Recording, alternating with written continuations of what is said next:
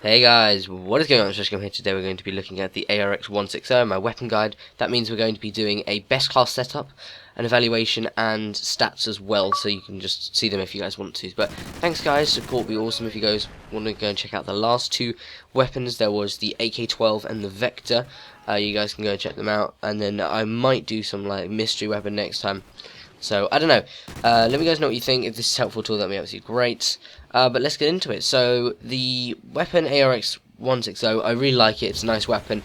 But the main thing about it is the recoil. But we'll get onto that in a bit. So, here we go then. So, in terms of damage then, we're going to start off with max damage. You're going to be doing 43 and a minimum damage of 17. So, 43, seen as someone's health is 100, it's going to be more like 3 bullets at least. Which is not so good. The fire rate is 857 RPM, or rounds per minute. That's not too bad. It's the higher kind of tier, but it's not the highest, if that makes any sense. The mag size 30, which is pretty much standard, and the starting ammo is 90. The head multiplier is 1.5, and the penetration is medium again. Now the ADS time is 0.3 seconds, which is pretty much standard for the assault rifles. And then the reload speed when empty is 3.23 seconds, and when there's some bullets left in it, it's 2.867 seconds.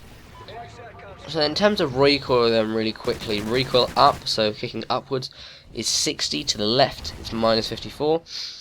Right is 54, and recoil down is 10. The recenter speed, or recenter speed, sorry, is 1500, which is again kind of normal. There you go, guys. Bullets to kill then, as we said. You're looking at 3 up to about 25, 4 meters, something like that. And then on from there, you're going to look at 4, 5, 6. So the maximum you're going to have is 6. It's not going to need any more than 6 bullets to kill. But it's quite... You just need a lot of bullets. The main thing in those is the recoil, and the stats don't really say it in here, but the recoil is an important thing. It really kicks a lot, which is so annoying, and I just can't stand it. So for that reason, I'm going to give you guys a good setup with that, and we're going to get into that now. So the main thing, just quickly before we look at anything else, to take away from this weapon is that it does kick quite a lot, and at longer ranges it's not so good because it will kick up too much, and that's not very good. But let's get into class setup and then an evaluation, and then the video goes. So for the class setup, guys, that you've been waiting for, we obviously got the ARX-160, and obviously in this class setup I'm using the Inferno camo. For the actual attachments themselves, I use the foregrip and the red dot sight. I like to use the precision red dot sight or something, I'm not sure. It's the big green plus, not the little one, the big one. I think it's called precision. With the foregrip, yeah, foregrip and the red dot sight, because those are really good. If you don't have the foregrip, it's going to kick up like hell, and if you don't have an actual like sight or reticle, then what's going to happen is you have to use the iron sight, which I really don't like on the ARX. It's okay, it's bearable. It's a bit like the Honey Badger one, but it's a bit more like, it's not as good. I don't like it. So for that reason, yeah, there we go. Now, for as usual then, I don't use anything on the secondary, lethal, or tactical. I just leave them plain because it gives me more points for perks.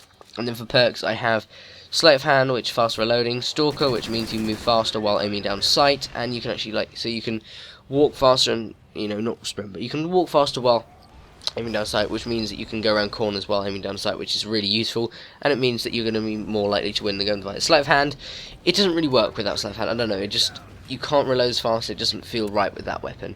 Same for most weapons really, but this weapon in particular, it feels absolutely great with speed reload perk on. The next one is Scavenger, and obviously you resupply ammo from dead players. With this kind of class, you're not going to be staying at the edge of the map, you're going to be kind of getting closer to them. It's like a really powerful SMG, that's the way I look at it. So for that reason, you need to get more ammo, and instead of using fully loaded, you can use Scavenger because you're going to be up close with people. And also, even though your own teammates will sometimes drop, ammo pouches, and so for that reason, that's helpful too, you can pick up theirs. And so then we've got Amplify, which makes enemy sounds easier to detect, and you can't actually hear people with dead silence anymore. But yeah, the sounds with footsteps are easier to detect. Not many people have dead silence anyway, so it's a really useful perk, and I pretty much have it in all classes. So the last one is Focus, and it basically means when you're aiming down sight, there's less sway, which means it won't go from side to side as much. It's only a little bit though. And then so when you're being shot at, you won't hold back as much. You can fight more and is better. And just so you guys know, my strike package for this class is the Guard Dog, Trinity Rocket, and Maniac. I just don't know, I love the Maniac, and if you guys are watching this video now, I believe I got a Maniac in this gameplay, which I know it's not the best gameplay, but yeah. Now, a quick evaluation before we end is this weapon is a really nice one to handle. It shoots fast. The recoil is a big thing though, so from long distances it's not going to work very well. It works better close to medium range, so going around corners is quite a good thing with this weapon. It's sometimes, weapons you're going to find that it doesn't work well, but this one does. On top of that, I would say it's good at reloading fast. It just feels nice.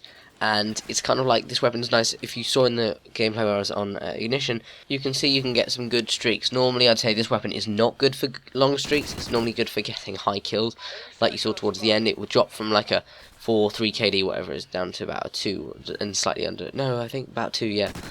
So you can see it's not really for high streaks. It's more for like, you can do quite well in KDs, but I'd say kind of normally it's just good for getting loads of kills.